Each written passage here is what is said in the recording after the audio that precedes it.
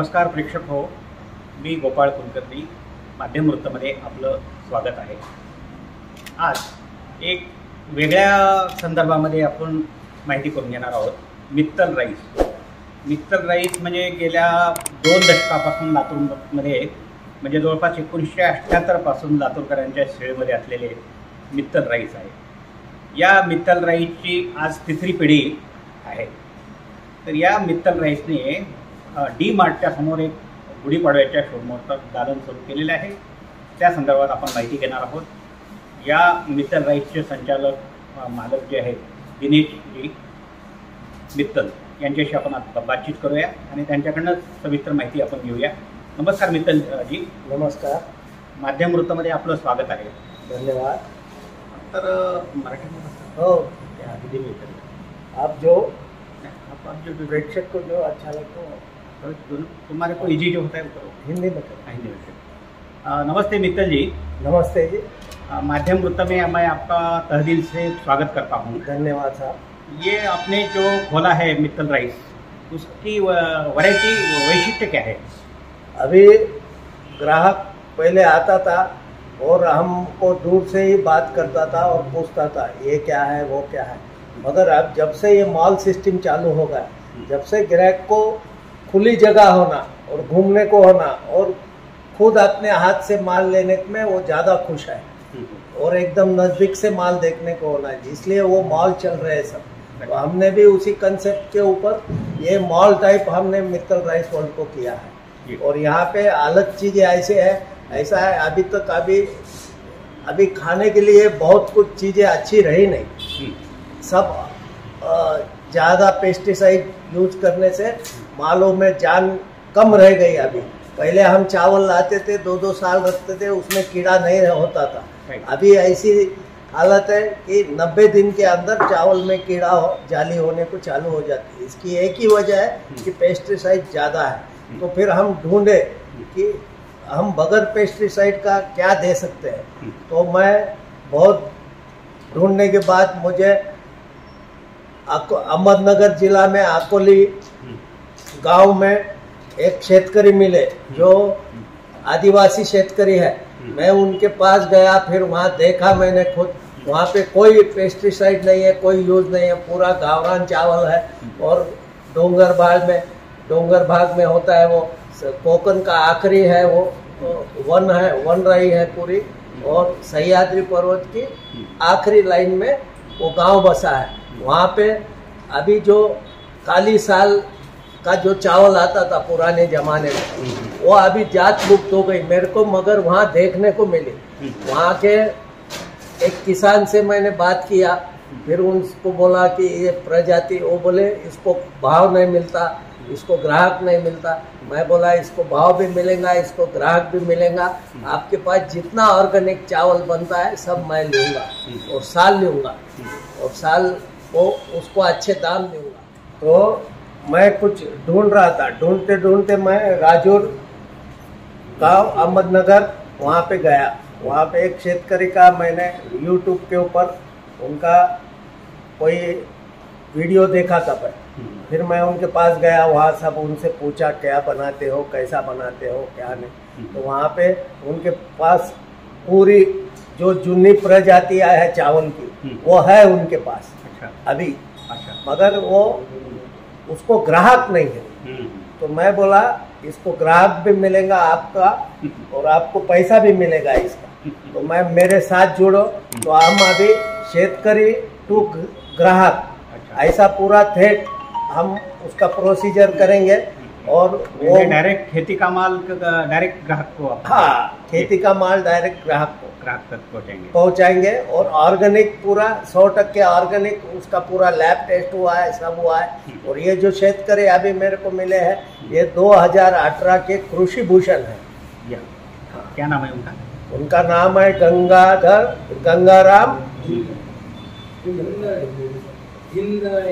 गंगाराम जी धिंदड़े. वो नगर के क्या? वो अहमदनगर जिले में राजूरी गांव है. वहाँ से अंदर एक वनराई शुरू होती है जहाँ पे वो रहते हैं. शिरपुंजे गांव है उनका. हाँ, 2500 से 2800 लोक वस्ती का गांव है. और हाँ, वहाँ पे 250 से 300 एकड़ खेती है। अरे वाह। छोटे छोटे टापू में जैसा पहाड़ उतरता है वैसा खेती है, मैं देख के आया सब। और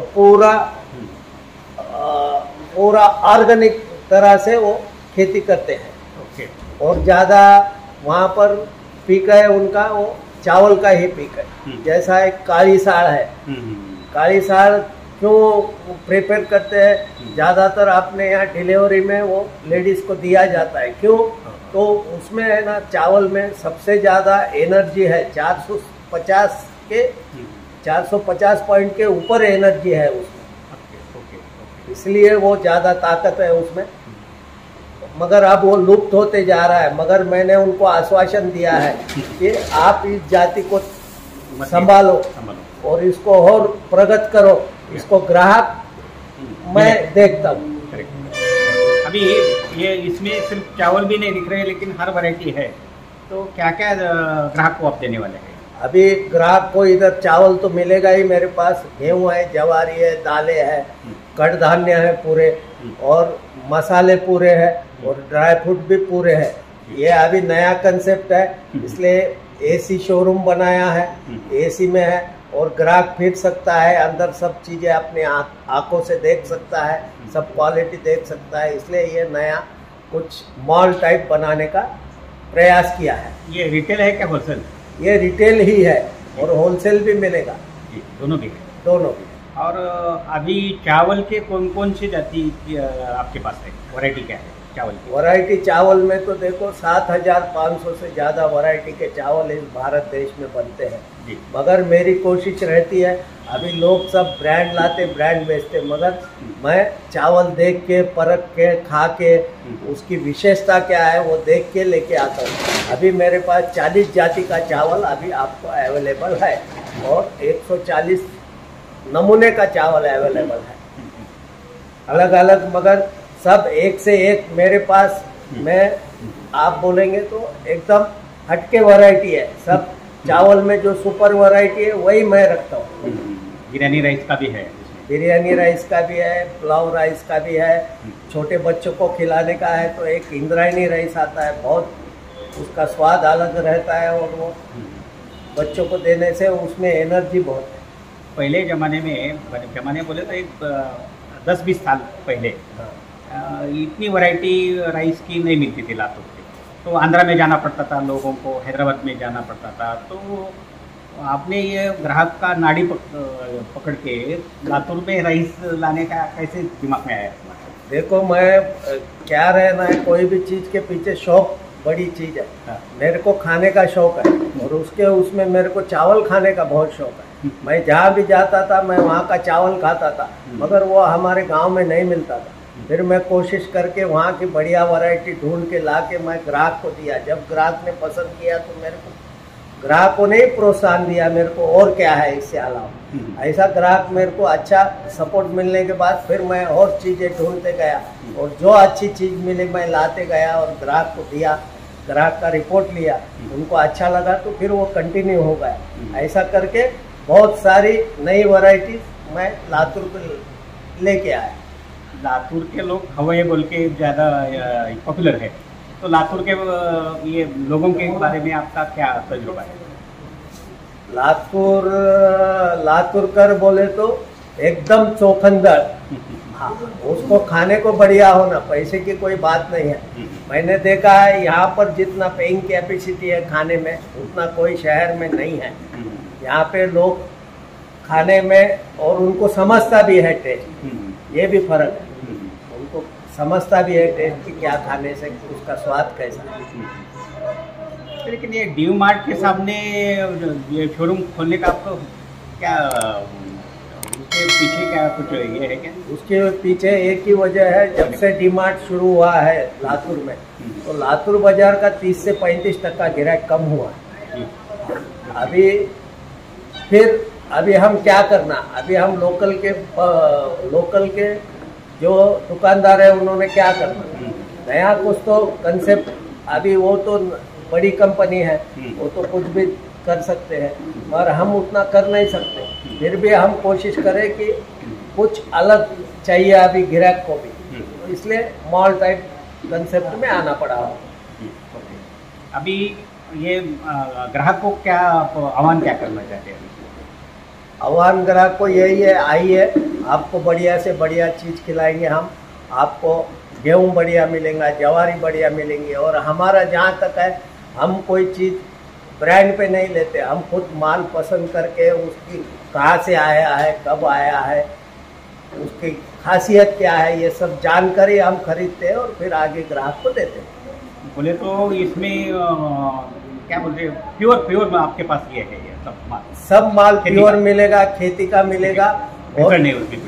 और एकदम जो खाने लायक है और जो खाने से हमको लगता है वही माल मैं बेचना चाहता हूँ और वही बेचता हूँ और वही मिलेगा मेरे पास। धन्यवाद आपका, शुक्रिया। धन्यवाद। आता आपण भेटणार आहोत नगर जिल्ह्यातील एक कृषीभूषण शेतकरी आहेत गंगाराम जिंदळे, त्यांच्याशी आपण आज बातचीत करूया। नमस्कार। नमस्कार। तर आपण लातूरमध्ये जे आलेला आहात त्या मित्तल राईसला जे आपण तांदूळ दिलेला आहे आणि तुमच्या गावामध्ये कशा प्रकारे तुम्ही तांदूळाचं उत्पादन घेता, किती एकरमध्ये तुम्ही उत्पादन घेता आणि तुमची लोकवस्ती किती आहे? आमचा आदिवासी भागामधील अहमदनगर जिल्ह्यातील अकोले तालुका सह्याद्रीच्या कृषीमध्ये बसलेलं माझं शिरपुंज एक छोटंसं गाव। या ठिकाणी 2,500 ते 3,000 लोकसंख्येचं माझं गाव आहे।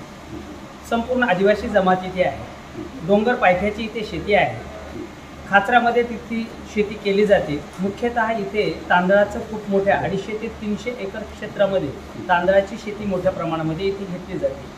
ज्या प्रजाती नाश पावत आहेत याचं संवर्धन करण्याचं काम हे आदिवासी लोक तिथील करतात आणि या पूर्ण गटाचं आणि गावाचं संपूर्ण तांदूळ एकत्रीकरण करून मार्केटमध्ये विकण्याचं काम मी प्रत्येक जिल्ह्यामध्ये जवळपास जाऊन स्वतः एकत्रितपणाने विक्री व्यवस्थापन करण्याचं कार्य माझ्या हातून होत असतं की जेणेकरून तिथल्या आदिवासी लोकांना मजुरी आणि त्यांच्या उत्पादित केलेल्या मालाला चांगला रेट कसा मिळेल याच्यासाठी माझा एक छोटासा प्रयत्न आहे। यामध्येच माझा औरंगाबादमध्ये काम करत असताना तांदूळ विकत असताना निळा राईस, शुगर फ्री, काळभात, इंद्रायणी, जिरेसाल अशा ज्या व्हरायटी आहेत या व्हरायटी मी विकत असताना शिवारधन या यूट्यूब चॅनलने माझी मुलाखत घेतली आणि तिथून खऱ्या अर्थाने लातूर जिल्ह्यातील मिथिल शेठ यांची माझी भेट झाली आणि त्यांनी मला एक फोन केला, विचारलं की बाबा रे तू कुठे राहतोस, काय करतोस, कशा पद्धतीने तुझी शेती आहे ही मला जरा बघायला यायची।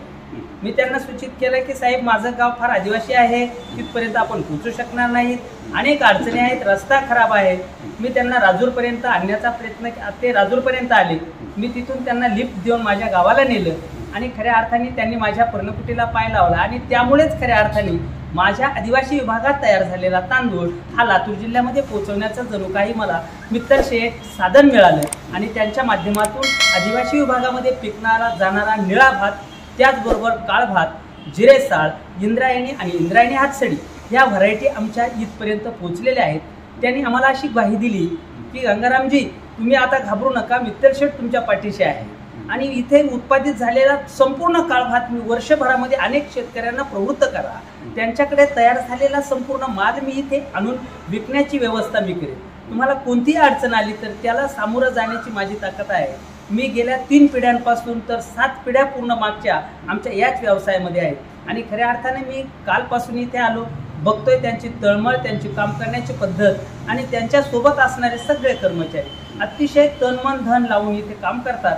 प्रत्येकाची वेगवेगळी मुलाखत मला सांगतात आणि गैवरून आल्यासारखं वाटतंय की खऱ्या अर्थाने देश जगवायचा असेल तर शेतकरी जगला पाहिजे, तो अन्नदाता आहे। जसा सीमेवरचा सैनिक जागतो तेव्हा आम्ही जगतो, तसा देश जगवायचा असेल तर खऱ्या अर्थाने शेतकरी जगावा ही संकल्पना आम्ही शेठच्या मनामध्ये ओळखली आणि त्या खऱ्या अर्थाने आम्ही इथं भेट घेऊन आता पुढील आयुष्यात मला सुखकर आणि आशेचा किरण दिसतोय तो मित्तल शेठकडनं की अकोले तालुक्यातील आदिवासी लोकांनी पिकवलेला निळा भात, काळ भात, जिरेसाळ, इंद्रायणी ह्या सगळ्या व्हरायटी या लातूरकरांच्या सेवेसाठी मित्तल शेठच्या माध्यमातून आम्ही त्या कशा देऊ शकतो आणि त्यातून आम्हाला 2 पैसे मिळून आमचा आशेचा किरण चांगला होईल अशी आशा आम्हाला वाटते। तुम्ही गेल्या सांगितलं की 2-3 पिढ्यापासून ह्या व्यवसायामध्ये आहात आणि आदिवासी लोकांना तुम्ही उत्पन्नाचं साधन करून देतात, तर किती कुटुंब या ह्याच्यावर अवलंबून आहेत आणि काय तुम्ही त्यांना रोजगार देता?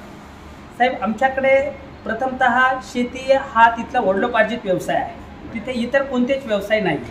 मग ती जी वडिलोपार्जित शेती आलेली आहे ती आम्ही पारंपरिक पद्धतीनं चालवत आलेलो आहे. पण विकसनशील करत असताना विकासाच्या वाटेवर नवीन नवीन भाताच्या व्हरायटी आल्या, परंतु त्यांचं काही जुन्या जाती नाश पावायला लागल्या.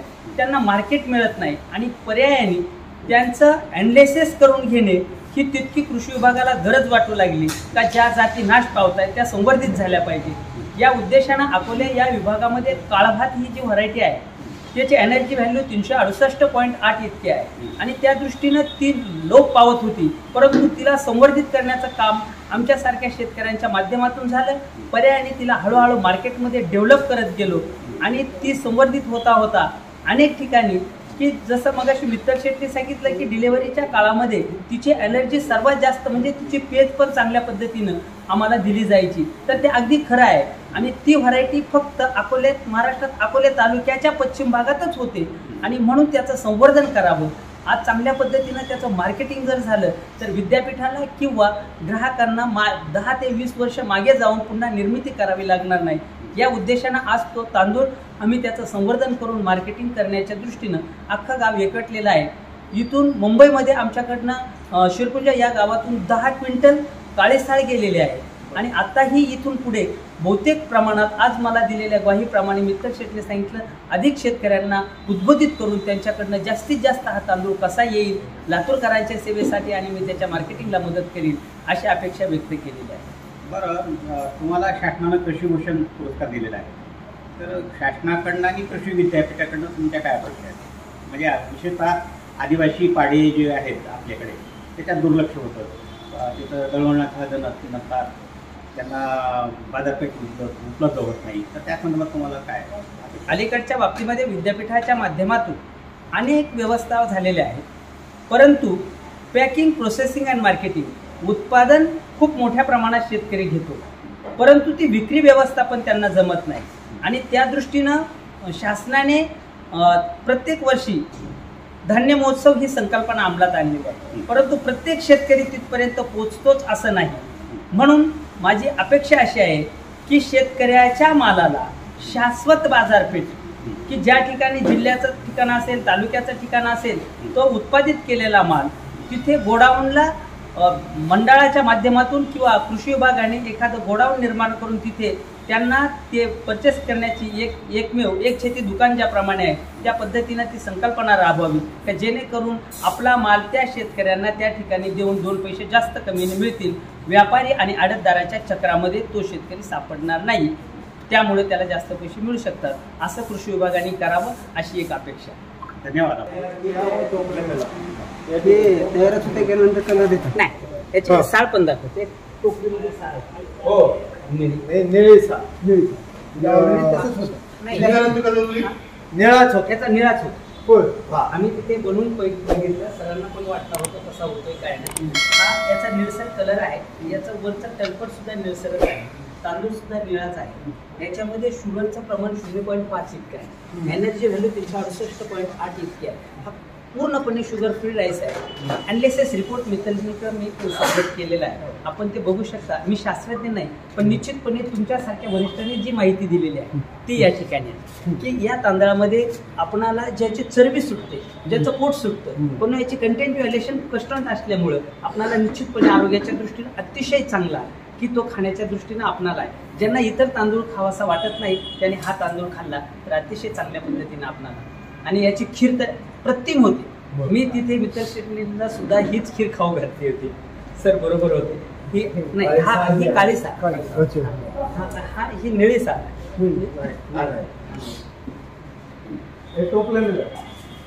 ही काळी साळ, काळी साळ ही काळी साळ आहे. याचं टलपडवरचं काळा असतं आणि याच्यामध्ये तांदूळ बाकी असा व्हाईट निघतो. याच्यामध्ये हे पकडा असं, ही साळ आहे, त्याचा तांदूळ काळा आहे, त्याच्यातून निघणारी साळ काळी, त्याच्यातला तांदूळ असा पांढरा आहे आणि इंद्रायणी पेक्षाही सुगंधी आहे, एकदम चांगले सुगंध बघा.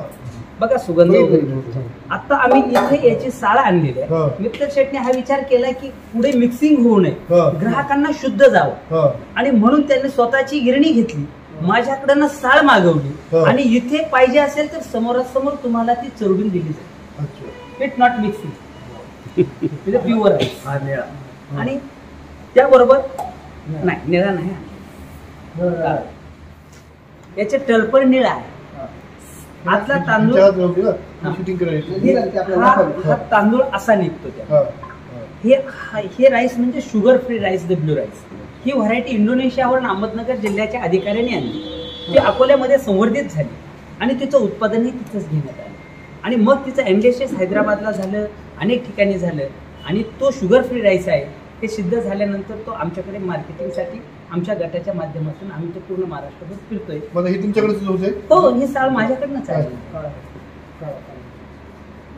तो ते वरचा टल्प नाही, निघलं ते. हा गिरणीत घातला तो हातसडीचा होईल, ब्लॅकच दिसतो तो. अशा पद्धतीने आपणाला हा ब्ल्यू राईस आपणाला मार्केटमध्ये उपलब्ध आहे. स्वाद वेगळा, रुची आगळी, अकोल्याची तांदूळ ही जगा वेगळी.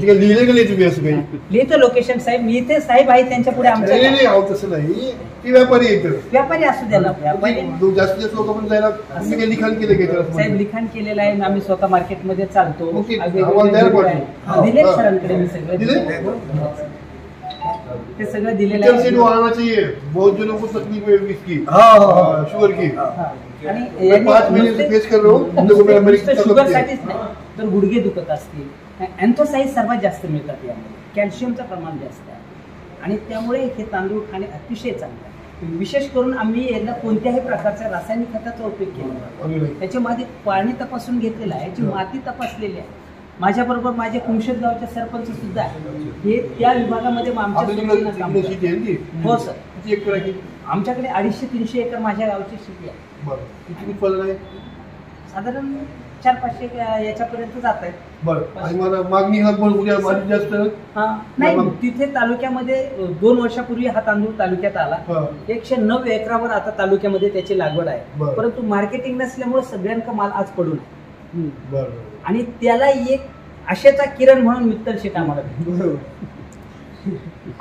बहुत बड़ी रिस्पॉन्सिबिलिटी तुम्हारी. 500 किलोमीटर.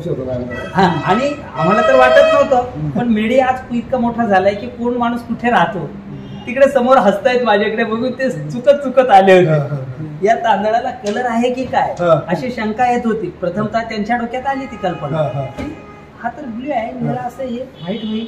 नंतर त्यांनी मी म्हटलं तुम्हाला ही शंका येते ना, आपण साळ आणली, आपण इथे साळ आहे हे बघा. परत याच्यातली साळ आम्ही खोलून बघितली, अशी ही साळ अशी खोलून बघितली, त्याच्यावर पाहिलं की निळं निघ. हे निळं पाण्यात घातलं पुन्हा मी त्यांना ते पाण्यात घालून दाखवलं, पूर्णपणे घासून दाखवलं. तेव्हा त्यांच्या लक्षात आलं, म्हणजे आता हा कसा लागतो हे मला पाहिजे. माझी मिसेस इथे आलेली आहे, त्यांना म्हटलं जरा चुलीवर टाकून बघ, जरा गॅसवर टाकून बघ, आपण खीरच बनवून देऊ. आम्ही तिथे खीर बनवून दिली, त्यांनी ती खाल्ली आणि नंतर मला सांगितलं 1 टन मला पाठवून द्या. नाव सांगा. दिनेश भाई सोबत गंगारामजीच्या गावाला गेलो, तिथे मीच म्हणलं होतं हे निळा तांदूळ तुम्ही कलर केलेला आहे आणि ह्याला मला धुवून पाहिजे, आणि खरंच धुवून पाहिल्यानंतर तो कलर गेला. त्याच्यानंतर म्हणलं गंगारामना मला खाऊन पाहिजे. ज्यावेळेस ते शिजवलं गेलं, शिजवल्यानंतर इतका सुगंध येत होता त्याचा पूर्ण बाहेरपर्यंत, आणि पूर्ण खीर ते निळी होते. आणि माझी शंका त्यांनी दूर केली आणि खीर सुद्धा निळी झाली. त्याच्यानंतर मला थोडी शंका आल्यानंतर मी ते साळ घेतली, साळीवरले बसल्या बसल्या 5-6 तांदूळ काढले. तांदूळ काढून पुन्हा त्यांना घासायचा प्रयत्न केला, ते घासल्यानंतर सुद्धा ते निळं निघालं. तर हे टोटली विदाऊट केमिकलचे आहे आणि शुगरसाठी वगैरे ते वरदान आहे. आणि तांदूळ खरंच, आणि त्यांचे एक आम्ही पाहिलं इतक्या डोंगरावरती सह्याद्रीच्या लास्टच्या कोपऱ्यावरती जाऊन आम्ही पाहिलं त्यांचे कष्ट, त्यांचे मेहनत. डोंगरामध्ये 35 किलोमीटर घाटामध्ये त्यांना कुठं दवाखाना नाही, काही नाही, काही नाही. आणि त्यांचे कष्ट पाहिल्यानंतर आम्हालाही वाटलं की शेतकऱ्यांना न्याय मिळाला पाहिजे. सरपंच नमस्कार. उत्तर सह्याद्रीतील आणि पश्चिम घाटातील नगर जिल्ह्यातल्या शेवटच्या टोकातील आदिवासी भागातील कुमशेत गावातील एक सरपंच आहे. माझं नाव सयाजी आसवडे आहे आणि आम्ही आमच्या परिसरात सह्याद्रीच्या कुशीमध्ये जे काही सर्व आदिवासी शेतकरी आहेत ते सर्व शेतकरी जे काही पारंपरिक पद्धतीचे वाहनं आहेत त्या वाहनांची जतन आणि संवर्धनाचं काम करतो आणि शहरातील व्यावसायिकांना उद्योजकांना उत्तम प्रतीचं जे काही अन्नधान्य आहे ते पुरवण्याचं काम आमच्या परिसरातील शेतकरी करतात आणि उत्तम दर्जाचं अन्न म्हणजे ज्याला रासायनिक खतमुक्त अन्न हे चांगल्या उत्तम शेतकऱ्यांकडून व्यावसायिकांना मिळतं आणि त्याचं शेतकऱ्यांना जे काही वाहन आहे ते जपून ठेवले, परंतु त्यांना मार्केट नसल्यामुळं तिथला शेतकरी वंचित राहतो आणि त्याला पाहिजे त्या पद्धतीचे पैसे मिळत नाही आणि म्हणून हे जे काही पश्चिम सह्याद्रीतील सर्व आदिवासी शेतकरी यांच्या वाहनाला आज मित्तल शेठ भेटल्यामुळं चांगल्या पद्धतीचं मार्केट मिळेल असे आम्हाला एक वाटते की त्याचं कारण असं की मित्तल शेठ ही एक उत्तम व्यापारातली उत्तम व्यक्ती आहे आणि त्याने आम्हाला 500 किलोमीटरवरून जसे की आमच्या कृषीभूषण गंगारामजी धेंद्रे आहेत यांची लिंक बघितली आणि डायरेक्ट 500 किलोमीटरचा प्रवास करून 500 किलोमीटरचा प्रवास करून त्याने आम्हाला शोधून या ठिकाणापर्यंत आणलं आणि या ठिकाणी आल्यानंतर आम्ही बघितलं की मित्तल शेठ यांचं व्यावसायिक दृष्टिकोन हा फक्त पैसे मिळवण्याचा नाही तर उत्तम जे काही धान्य ते शेतकऱ्यांकडून कशा पद्धतीने या ठिकाणी आणता येईल आणि ग्राहकांना चांगलं कसं देता येईल. पैसे हा त्यांचा व्यवसाय नाही, पैसे मिळवणे हा त्यांचा व्यवसाय नाही, पण उत्तम प्रतीचं खाद्यपदार्थ येथील ग्राहकांना देण्याचं ते काम करताय आणि म्हणून मित्तल शेठ सारखे जर आम्हाला चांगले व्यापारी मिळाले तर निश्चितच आमच्या परिसरातला जो काही उत्तम प्रतीचं जे काही वाण आहे सेंद्रिय वाण ते वाण निश्चित ग्राहकांपर्यंत आम्ही त्यांच्या माध्यमातून पोहोचवू शकतो असं मला वाटतं. धन्यवाद. माध्यमवृत्त या चॅनलला आपण लाईक, शेअर आणि सबस्क्राईब करा. हा व्हिडिओ तयार करण्यासाठी आम्हाला आयुक्त आंबोली यांनी सहकार्य केलेलं आहे, त्याबद्दल त्यांचेही धन्यवाद. नमस्कार.